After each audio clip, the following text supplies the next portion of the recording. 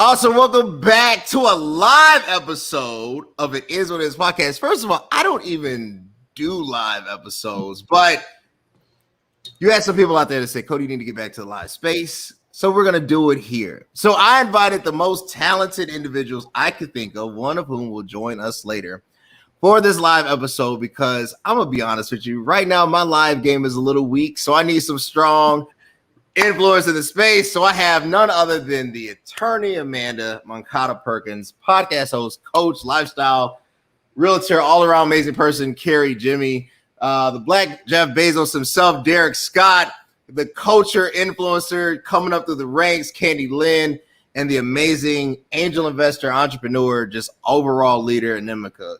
I have some amazing heavy hitters. I'm super excited. I'm super excited about getting into this episode named As the World Reopens. It's live. Feel free to ask your questions. We will try to address them, some of them, right?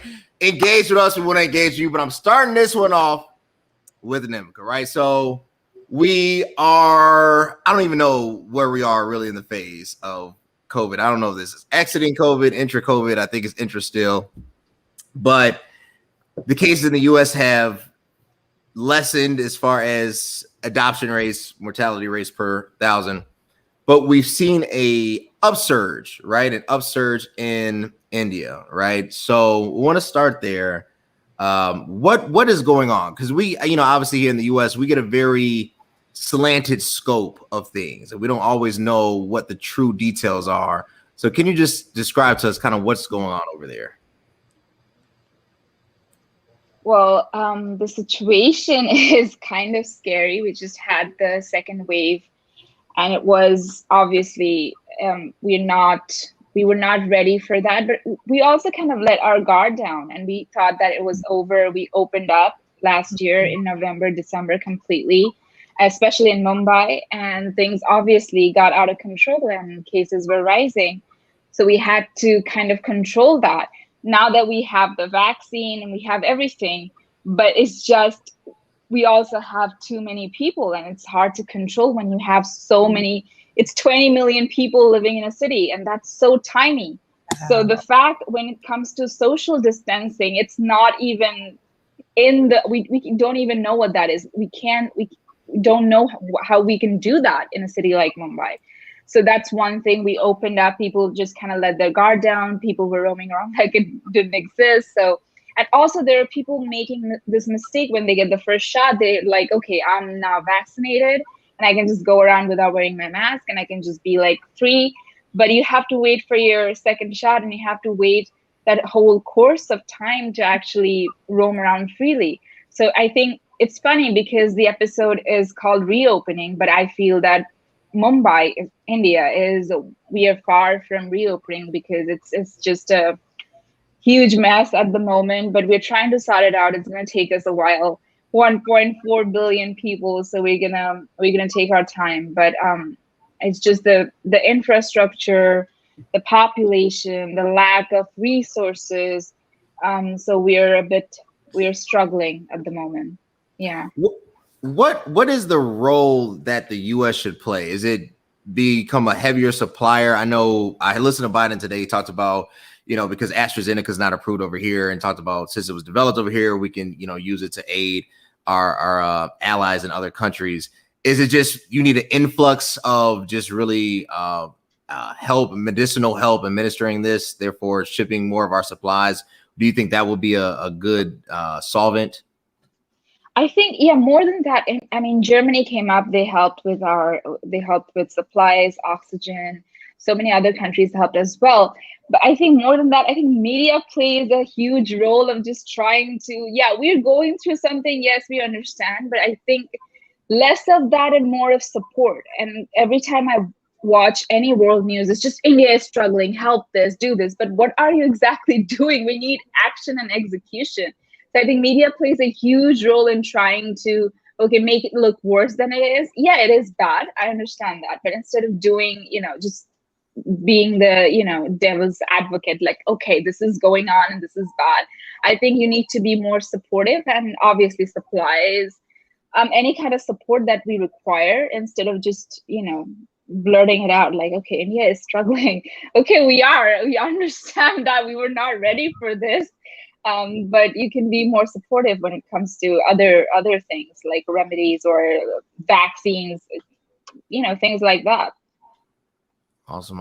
Amanda, just to piggyback off that, do you think in your legal advice, we're moving too fast, right? Like, and what I mean by that, so like, I was confused, I was like, okay, look, masks are here to stay. It is what it is. I kind of got adjusted to this. And then over the weekend, Biden was like, look, if you're fully vaccinated, you can go back to normal. And I'm like, I'm fully vaccinated. I'm breathing on everybody. You know what I'm saying? So like, you almost get this sense like, am I being lied to? Because it's like 2 weeks ago, you were saying, even if you're fully vaccinated, there's a 8,000th of a percentage of a chance that you could catch this. And now it's like, don't worry about it. The numbers are on your side. What are your thoughts? Yeah, definitely. I mean, before I comment on that, Derric, let him know you are not the Black Jeff Bezos. You are the one and only Derric Scott. Okay, Jeff Bezos wants to be like you. I keep telling them, But no, that is like a really real question, because it's like the CDC has changed course ample time during the course of this pandemic. And I completely understand that, we're learning as we go. So the information does change, but it is kind of like, you just said, keep your mask on. Now, which is it right now? Are we not wearing a mask? So there's a lot of confusion right now, and rightfully so, because the message keeps changing.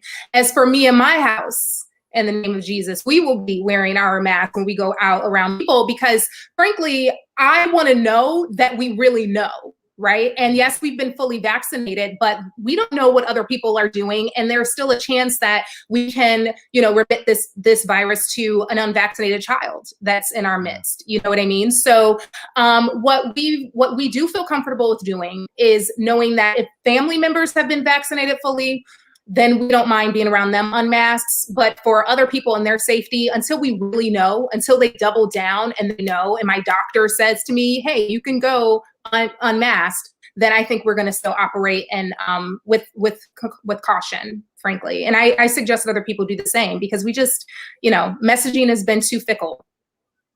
I totally agree. I honestly don't. I think we have to proceed with caution. I think it's a rushed feeling to just throw yourself back out there. And obviously, like me, I'm active. I want to be out. I like people. I want to be, in venues and concerts. But if the possibility of you could possibly hurt somebody that you never came in contact through this, biological transfer, I think just being safe, right? I'm not saying shut it down. Obviously, we have to reopen economically, socially. Right. We have to move toward that plan. But I do think I'd rather have baby steps than large errors, right? And I think right now it's more of economic pressure, like, hey, Biden, get the country open, So I totally agree. Let's shift. If I may say just one additional thing on that point too, is like a lot of stores are opening too, and restaurants are reopening as well. And they're saying you don't have to wear your mask. We're going to use the honor system. Just let that sit for a moment. So my thought is you still want to be careful, because people don't already want to wear the mask. So now that we know that they're going to be unmasked and places and public places, you kind of want to operate with caution. So there's that. Perfect. I totally agree. Can I jump in on that? Because I agree with Amanda. And as an employer, I think one of the challenges that we have and businesses have across the country is, what are those workplace standards as people return to work, right? Because there's a liability and there's a risk if you allow people to just come back into the workplace and you don't have a set of sort of standards with how that rollout happens, right? And so even in where I am, like, we're having a conversation about employees that are vaxxed, and then those that don't want to vac, right? And we can't ask you whether or not you're vacking or not. Most folks are voluntarily, saying I went and got the vaccine, and maybe the folks who aren't volunteering that information haven't. But the reality is not everybody's going to go out and get the vaccine. And so if you rush everybody back into the workplace and say, we're just going to be no mask, everybody be in the office with no mask, right? There's a certain number of employees that we're putting at risk, right? Regardless of whatever their reasoning or rationale is for not going out and getting the vac.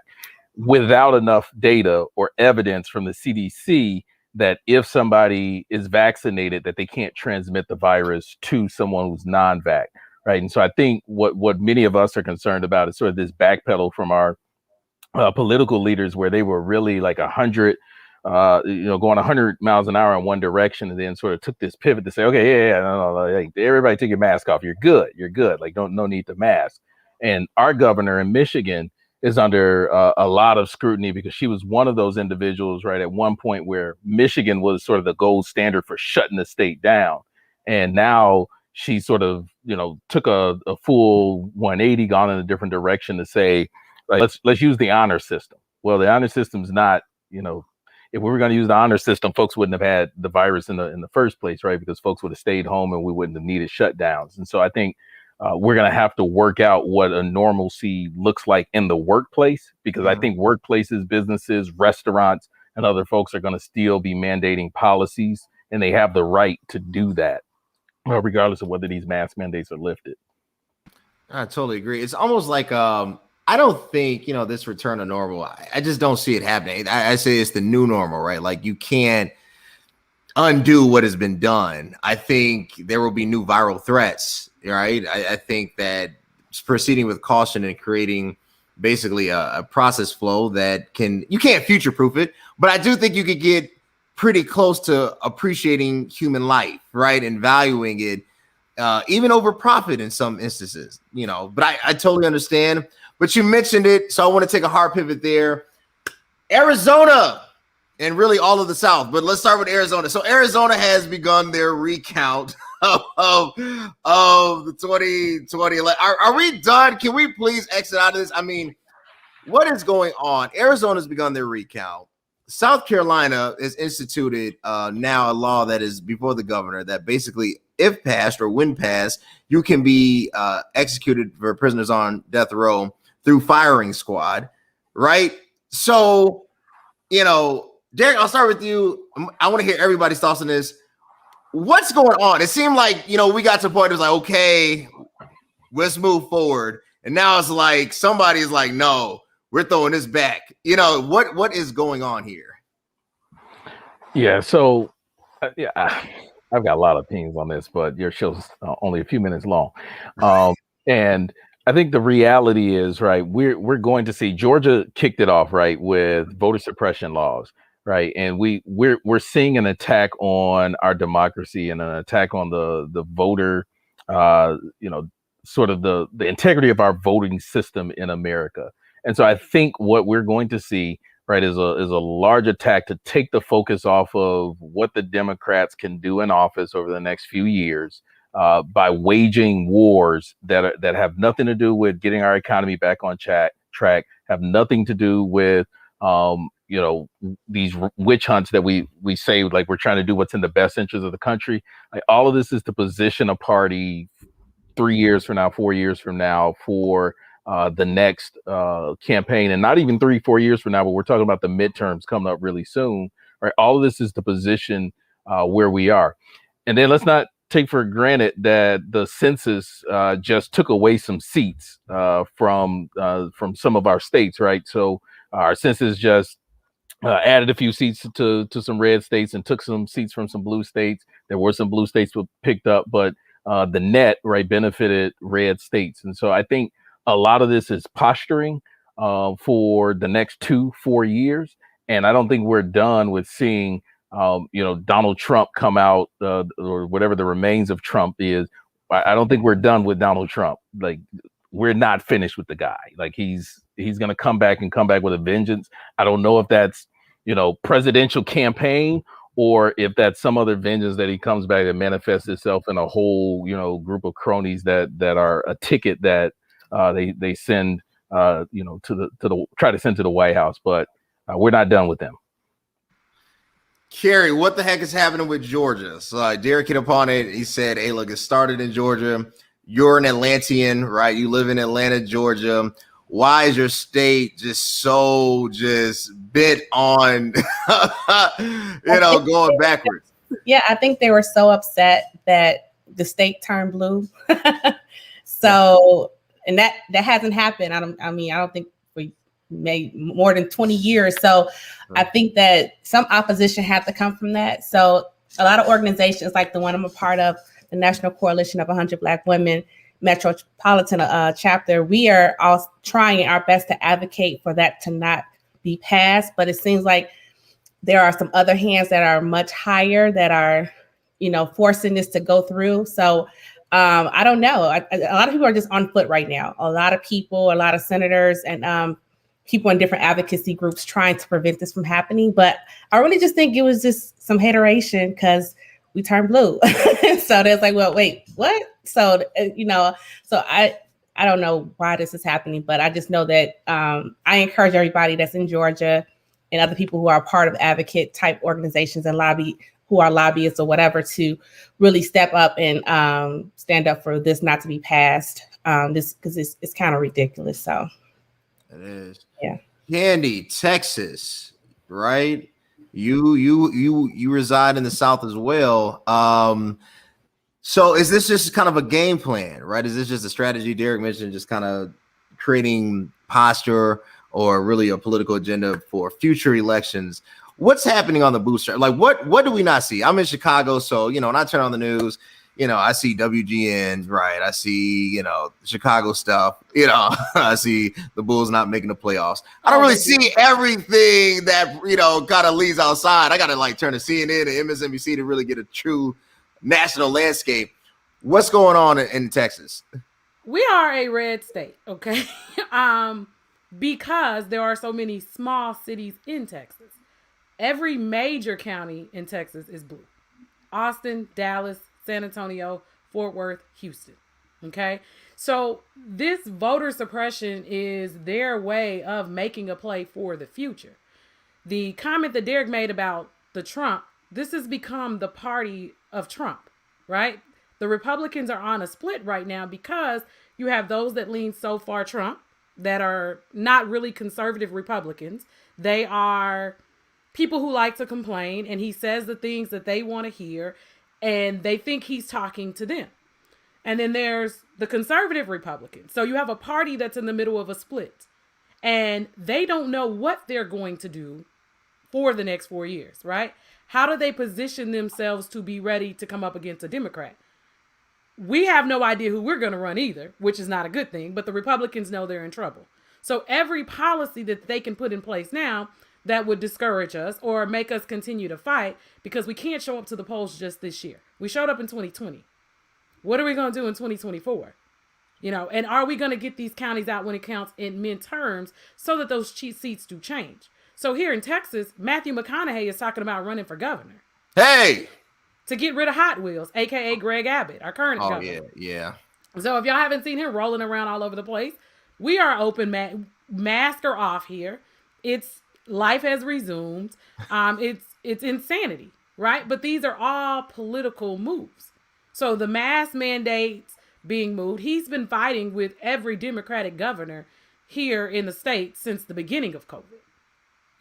Austin, where I'm located, there's policies all over the city. So you're still in your mask because the county has mask policies that are still in place, despite the governor going ahead and removing the overall policy for the state. So it's a political play. Started with the IDs.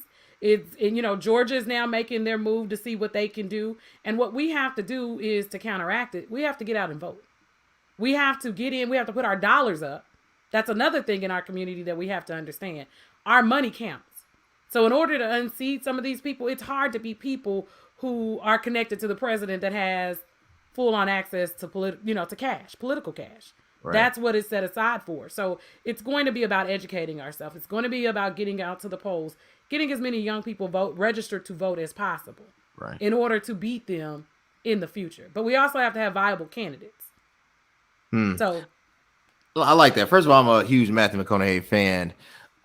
In another, I wouldn't be Matthew McConaughey. I'd probably be Chris Hemsworth, but that's another life. But I'm saying, I want to start this with you. We talk about, Kenny mentioned viable candidates. Is it just hard? And then I want to hear Amanda's thought after you, Anamkia. Like, is it just hard for people to connect? Like, is it like, I don't see myself in this person, or that person's a complete loser? Like, it seems like we're getting extremes of everything. It's no longer just okay. They're decent, whatever, right? It's like you have this just overwhelming persona that like forces you to have to choose between, I don't know, everything, right? Meat or going vegan, right? Like it's just an all play.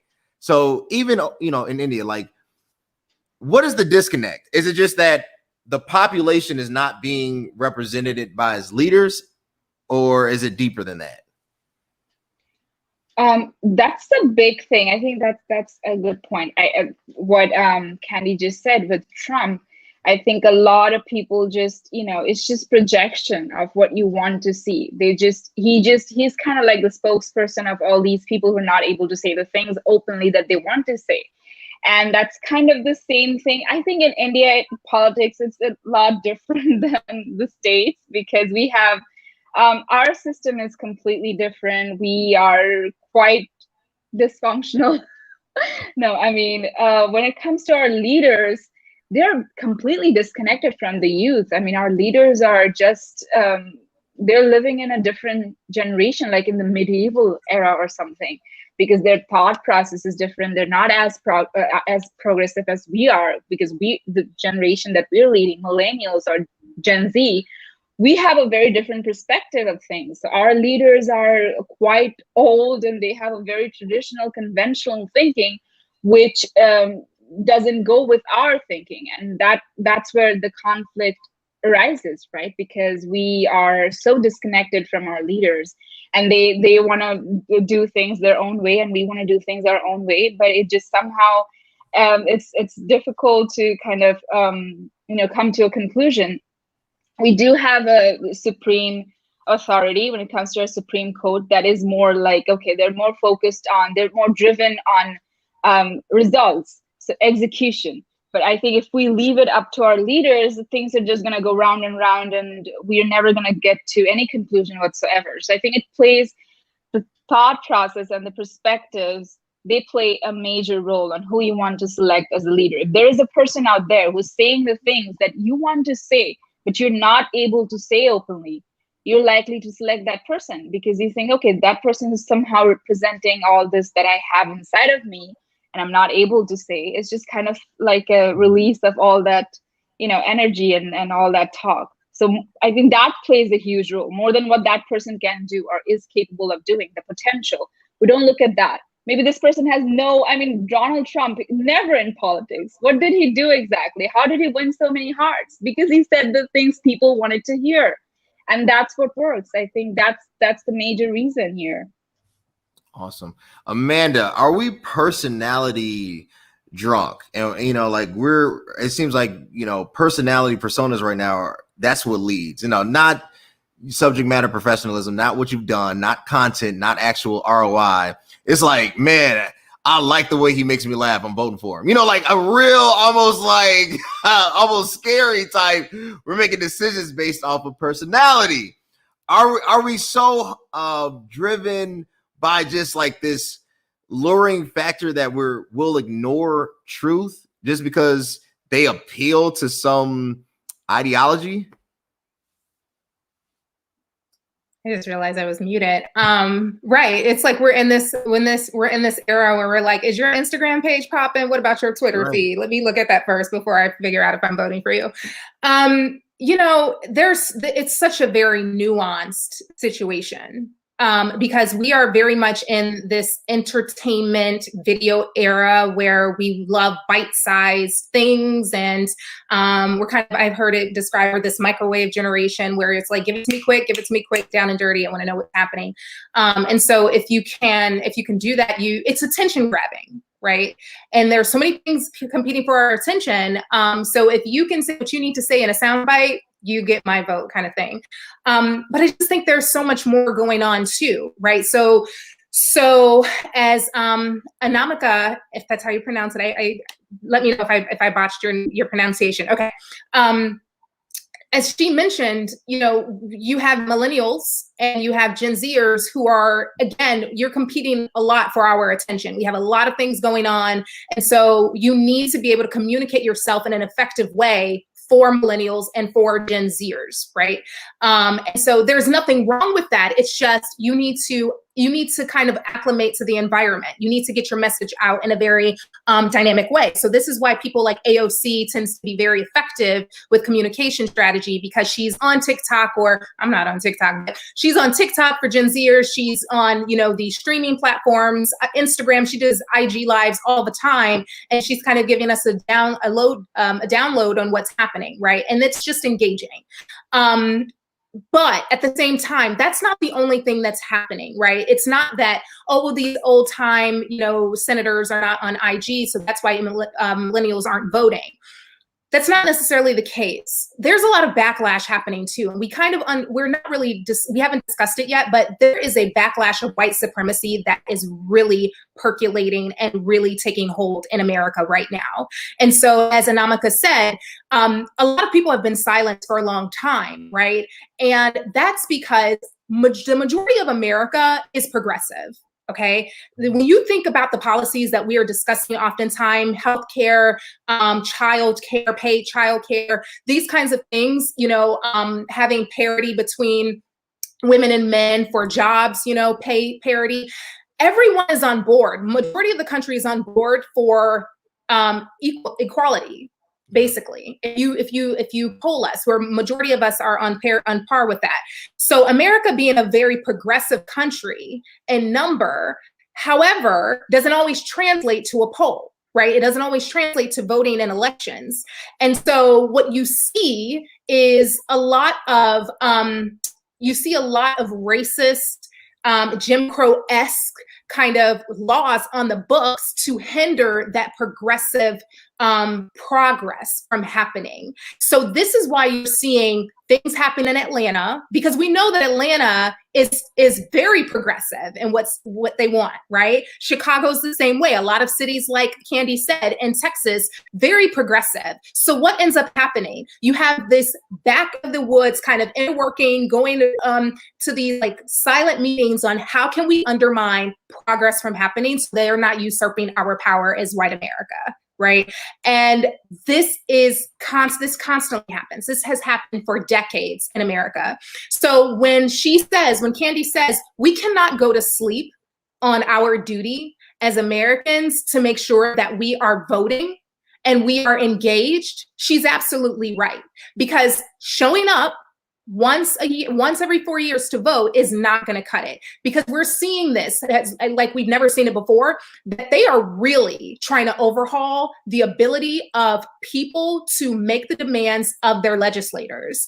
There are over 300 voting bills right now out in America right now to suppress the vote of young people, of older people, of Black people, of Latinos, and of other people of color, because they do not want the Senate changing dynamic. They do not want the House of Representatives changing dynamic.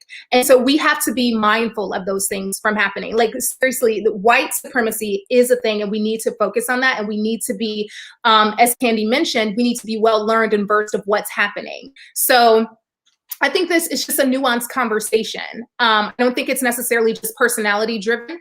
I think we need to get more information out there before people so that they understand what's going on, so that they can be active. Young people are not stupid. They can change things, and they are changing things. And the more light we shed on the the negativity that's happening, I think the more that we can change the stuff. Awesome. Go ahead, Carrie. Real quick, Cody.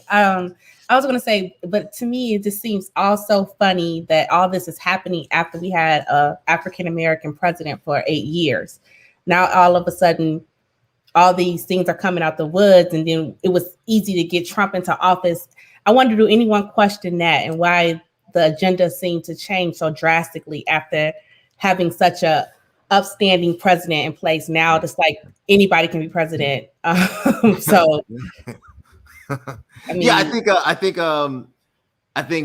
everybody's right. I think the original sin of America has never went away. It's in an unrepentant state. It's been there's been symbolic gestures of advancement, but the truth, that underlying issue has never really been resolved. And I think post presidency of Obama, it wasn't that there was this new agenda. I think it was a revealed agenda. It was like, okay, no more of this political correctness. We're just going to be honest. We did not like the fact, that, you broke, tradition and put this brother in. So what you're seeing right now, and I think Amanda hit it on the head, I think most of us are progressive. Nobody wants anybody to suffer, right? Like if you talk to most, and especially millennials, and I won't say all, but most of us are like, you don't care. It's like, are you happy? We want people to be able to thrive in life, right? Under the full guidance of the law. And when you see a party that is so focused on making that difficult, and without, I guess, logic, there's no real rhyme or reason for this. It's just pure, to me, in some instances, ignorance. That I think is what creates this tension. Amanda, you look like you're going to say something. No, I was going to say they're doing this very, very, they're doing this with precision. This is not illogical what they're doing. They've been doing this for years, because let me explain something to you. The judges, the vast majority of judges that we have sitting on federal benches are conservative, and that's by design. And so, like I'm saying before, when they are going and drafting this legislation, they're drafting it with surgical precision to make sure that you, person who doesn't have your ID, you can't vote, or your signature is not exactly the way that it was before. You can't vote. And the reason they make it so hard is because they know that the vast majority of people, if they do vote, they're going to be voted out of office. That's the fact. So they're not stupid. They're doing this with surgical precision, and they're doing it in such a way that will completely remove the ability of the average person to vote. They just want their folks to be able to go. The more people that don't vote, the better it is for the folks that are in office. Well said. Well said. That's all I would say. I like it. Switching gears to my hot topic, we're getting into the fun part. Cryptocurrency, right? Elon Musk was on SNL. I thoroughly enjoyed Elon Musk.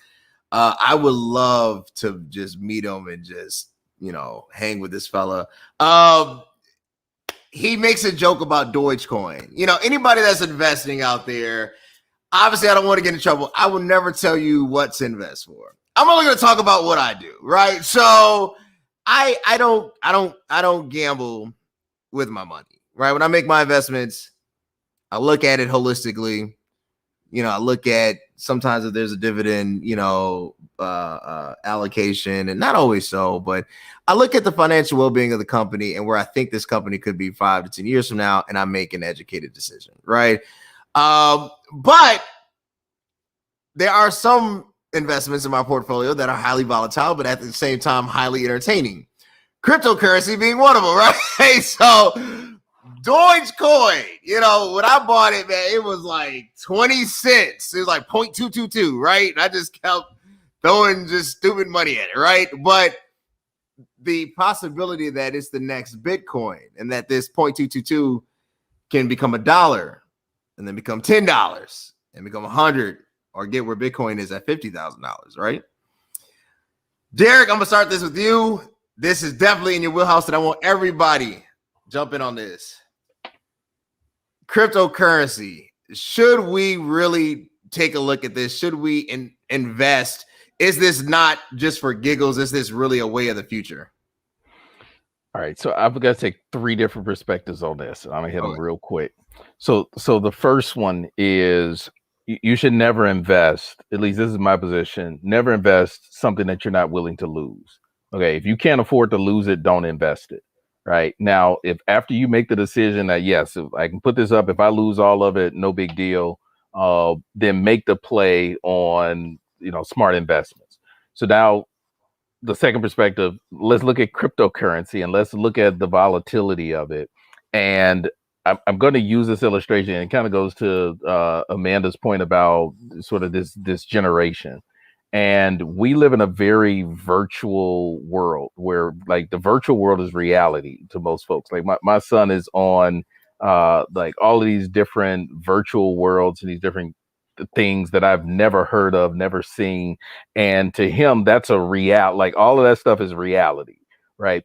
And we can get caught up in these alternate realities like cryptocurrencies, which is not money that you see, right? We can't tuck it away under a mattress. You can't, store it in a safe and lock it up and come back to it 10 years later. You can literally with the swipe of a Twitter feed see all of your currency go down the toilet because Elon Musk sent out a tweet. And so I think, right, that level of volatility is something to not only be sort of concerned about, but it's also something to pay attention to, because there's somebody at the end of the day who's controlling the strings behind which cryptocurrencies are going to sort of take off and which ones aren't. Now, with that said, do I think it's going to be the wave of the future?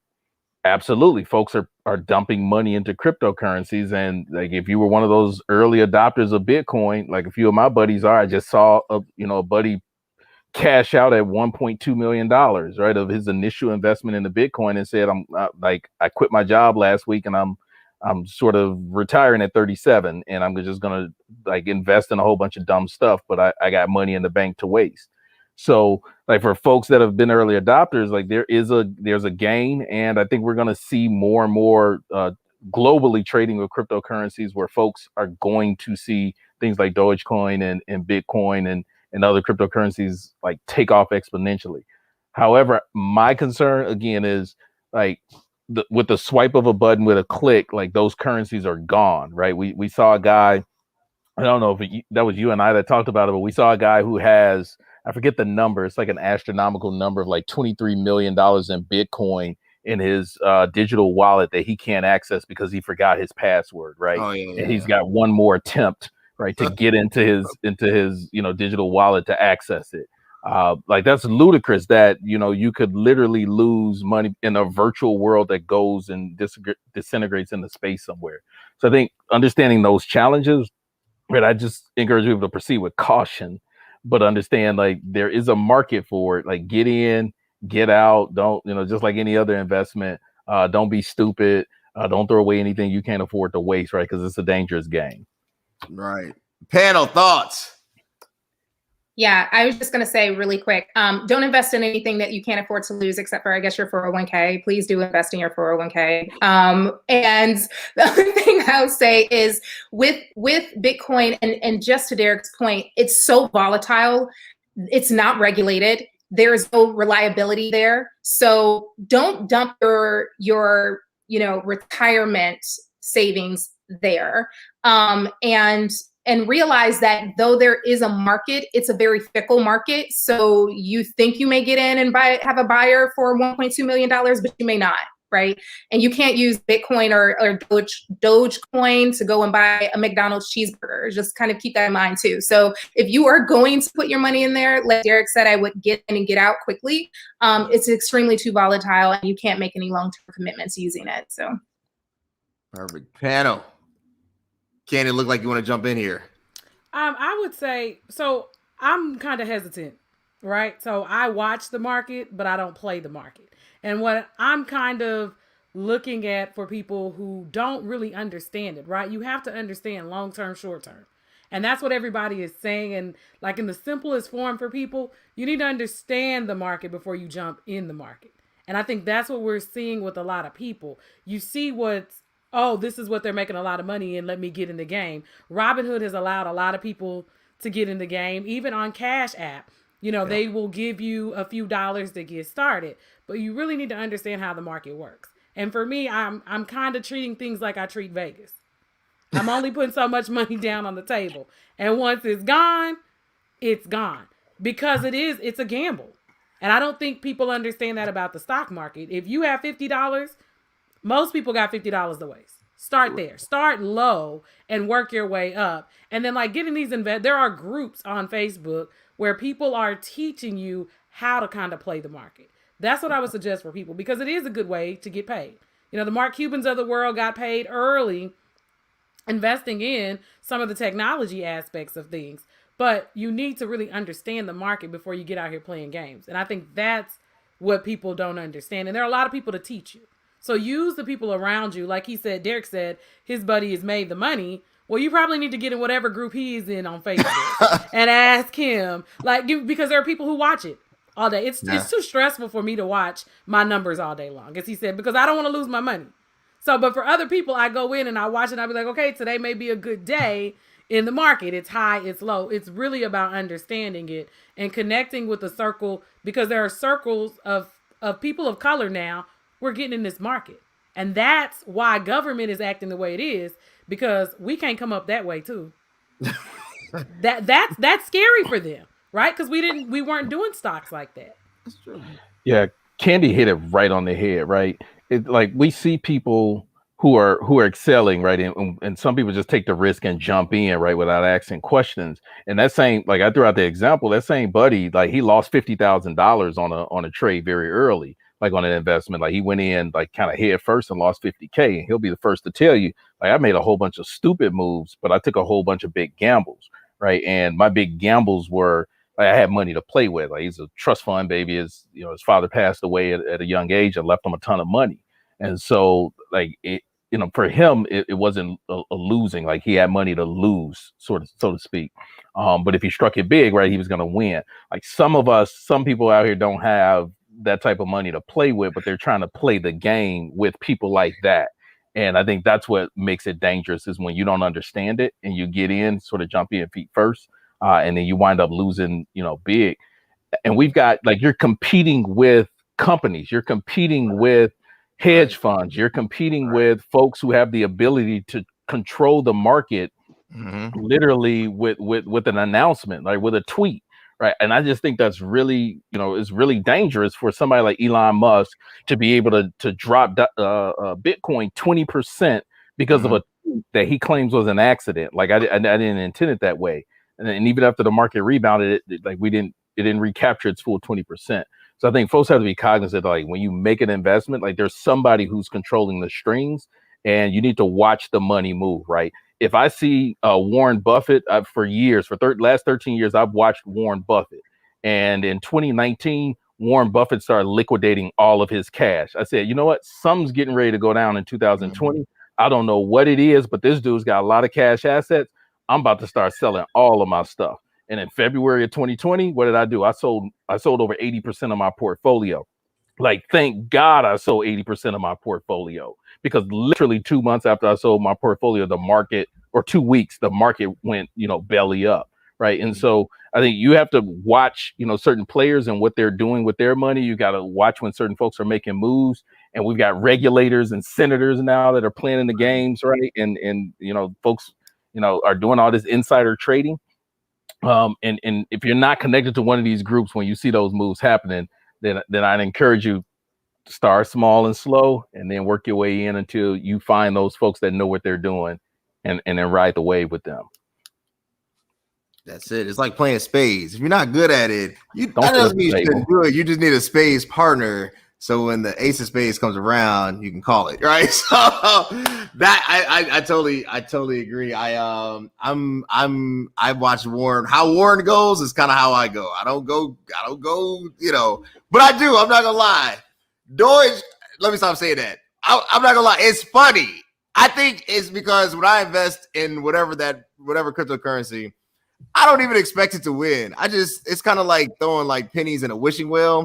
But if one of those pennies hit, if that penny keeps getting larger and larger, I'm gonna stop doing it. No, but so anyway, so one of my last questions, I'm super excited about this. Sometimes I throw fun questions in here. We've had a very interesting last week. We dropped J. Cole dropped his new album. If any of you haven't listened to it, go check it out. But before that, as we resume, all right, a lot of people have gained COVID love, gained COVID adage, right? I think that's the best way to say it. And now they're coming out of COVID and they want to resume dating. Obviously everybody's right. And I'm interested because I joke with my wife all the time. I was like, I couldn't imagine, going through a pandemic, like single, like, and then coming out, because it just felt like it would just whatever, right? So going into that, and I'm throwing this on to Carrie. So what is the world? What is nuance I'm saying, because I'm telling you, between watching the Breakfast Club and watching all this stuff, it's just a lot of hilarity out right now. So what is kind of out there? I don't know. I mean, I feel differently a little bit. Sure. I feel like COVID kind of evened the playing field for a lot of people, because you were able, you had online dating that picked up 100%. So everybody was on online dating. Some people still on there, because some people who never tried it, you know, and so I think it gives you opportunity to really figure out yourself. A lot of online dating apps started to add the camera feature, so you can see each other interact and know that you're not getting catfished and all that. So I think technology started to move along with the COVID, so that people had the chance to still date, because a lot of people were being lonely. I think a lot of people was getting depressed. It was terrible. So I think that, you know, it just leveled the playing field as far as that, and people, you know, the body image too, because everybody started gaining weight. So nobody could go to the gym. Everybody was at home. So it wasn't like you had to feel bad or like, oh my God, someone else is going to be smaller for the summer. Everybody at the same, almost on the same playing field a little bit. So I think in light of COVID, like a lot of people could agree on here tonight, COVID did have a lot of positivity things that came out of it. And I think that for the love scene, that was one, because I know a lot of people who are in relationships now. I saw a lot of more marriages after COVID in this season right now. And of course, we saw a lot of pregnancies. So I think that it was a time that people got a chance to really bond and find themselves. Even though it seemed like we were separated, some way we were connected, if that makes sense. Because everyone was trying to look for something like, let's have Zoom parties, let's do this. You were looking for something to find that human connection. So I think it kind of made it better for certain people, get them out their shell. And I think people who probably would have never found someone on online dating, because not only does online dating open you up to who's around you, but it opens you to the world. You can meet people in Africa, you can meet anywhere in the world and find someone, the love of your life. You never knew, you would never met. So that's true. Perspective.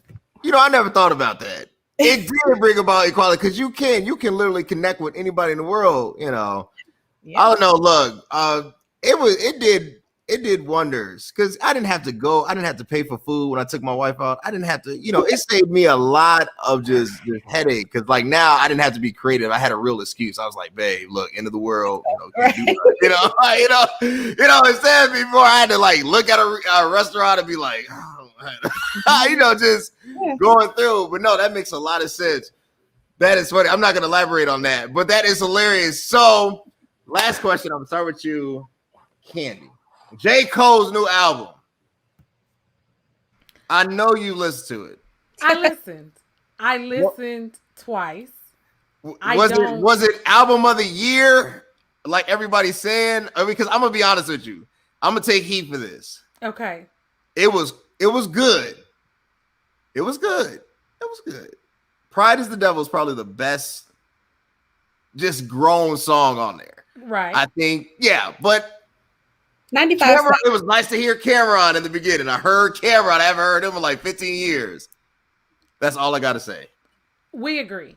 I was not, like, he dropped the interlude and we were like, okay, you know, he dropped some bars. You know, he talked about the comparison of Jesus and Nip and Pimp C. You know, shout out to the South, UGK fan for life. But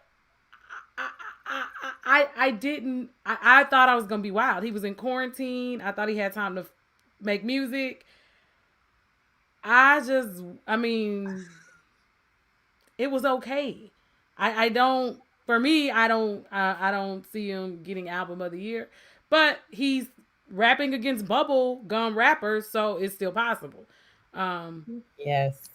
It was adulty, but I don't know. I just didn't connect with it. Maybe I need to listen for a third time, but I agree with you. I'm going 6 out of 10 champagne bottles. Yeah, champagne bottles, 6 out of 10. I agree. 6 out of 10. Yeah. Not bad, not great. Right. I agree. It's there. I thought Drake's What's Next was better than a whole. I didn't say that, not the whole album, but like, I was just like, this is not. It just wasn't. It wasn't the Jermaine Cole that I was looking for. Exactly. Right. And I think it's some of the beats were, because you're trying to ride the wave of storytelling over a great beat and trying to top your previous projects. I think that's the biggest things for artists like J. Cole, who's now a veteran in the game. You've taken so much time off, just like Kendrick, right? Wherever Kendrick is, he's taking so much time off. You're trying to put together a project that's perfection, but you're trying to stay current, relevant, and relatable. So that's a lot in one mouthful, and I just don't think. I think it's too much. The bar is set so high by yourself that it's just hard to reach it. So I think maybe the next project we will, because it's like we get a great album, we get a okay project, we get so I think it goes in waves. I don't think it was bad. I just don't think it was great, and I think that you need to talk about things that are personal to you but really matter to you, and I think that's kind of where J. Cole lost me. Gotcha. I like it. I think also what hurt him when DJ Khaled put out literally 2 weeks before Sorry Not Sorry with Jay-Z and Nas. Yep. I don't care what you say. You could be saved, sanctified, Holy Ghost filled, and be the bishop of 100 jurisdictions. But if you hear Sorry Not Sorry, something in you will click. I thought when I got done listening to that, I wanted to cry. Like I was like, this is life.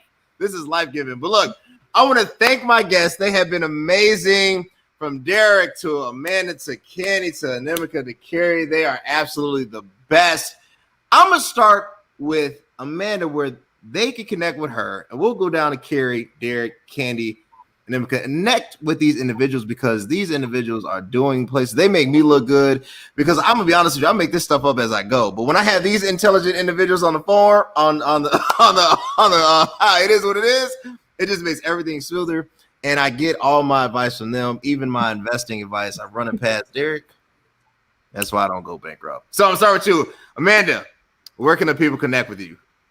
Yeah, I never have a sexy answer for this question. And I've been on here for several times. So the way you can connect with me is on LinkedIn, Amanda R. Moncada Perkins. You can try to find me on Instagram. There is not much happening there, A.R. Moncada on Instagram. But, just look me up on LinkedIn. Look her up on LinkedIn. Shout out to Jared. Jared, we got to get back together, man. I'm ready. He's Carrie, so ready. Carrie, where can they connect with you?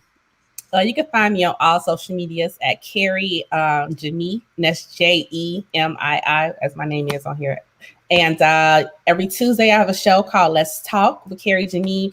And that's at 7:30 p.m. Eastern Standard Time, 6:30 Central Standard Time. And this week, we'll talk about financing tomorrow, actually. So you can join me for that conversation. But also, my website is www.carriejemmi.com. If you want a little bit more details about me, and that's how you can find me. Perfect. I can't wait to be a guest. I've been looking at some of those episodes. I should have been on that one with those. I'm like, hey, I would have brought out. They gave me bogus. And then where can they connect with you? I have a website, so it's just www.mynameanamikadutta.com, and also on Instagram, same, Anamkia Dutta, also on Facebook, same, LinkedIn, I'm not very active, Twitter, yeah, everywhere, just myname.com, you can find me. Y'all, she's a TEDx speaker. I didn't say that in the beginning because I did okay, but she's a real TEDx speaker. I went through about 20 versions of my notes, and I was like, none of this is making sense. But I tried. But connect with her, Candi. Where can they connect with you?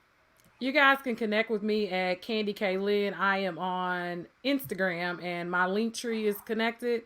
Also, I am Pull Up the Podcast on all platforms that you receive your podcast. We run every Monday on dfwiradio.com at 6 o'clock Central Standard Time. One of these days, I'm gonna be a guest. I know. We're ready. We're talking to the people. We're ready to go. We're ready. We're gonna connect on that. I've had Duchess on. I've had Where's Black. You've had Black what, twice? Once. Okay. Yeah, I need to get him again though. Derric. Before you become inaccessible and start living out in this, the West Coast and on private islands, and all of a sudden you don't pick up my phone call, You know, where hey, bro, I'm coming to Michigan. We're connected soon. You know, I'm vaxxed. There's somebody said I can go, so I'm ready to get out. I've been ready to get out here.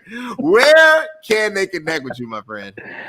Well, you can find me on any social media platform. Just my name, Derric Scott. On Instagram, Hope Pusher 24. And I do a once a month office hours with the CEO. So I am accessible, Cody. And that's where anybody can drop in. And I try to help folks pursue purpose and go after their dreams. And so you can drop in and just dialogue there. And I do want to say I am not the Black Jeff Bezos, because even though my wife's last name is Scott, I intend to keep her a very, very long time and my money. Always a pleasure, Cody. No, anytime. That was an expensive divorce. I try not to talk about people's divorces, you know, because I was looking at Bill Gates. I was like, man, he giving up some money for that. I was like, yeah, that would hurt. Oh, that's another episode for another day. But look, it has been amazing. It has been real. Connect with these individuals. And as you know, every Monday, whether I go live or not, there will be a new episode out. I might do this again. No, I'm doing this again. I'm not going to say I might do this again. I just got to get back to being creative. And sometimes that's a little difficult for me to be. So I appreciate my guests, and I appreciate all of you. Until next time, guys. Thanks. Thank you.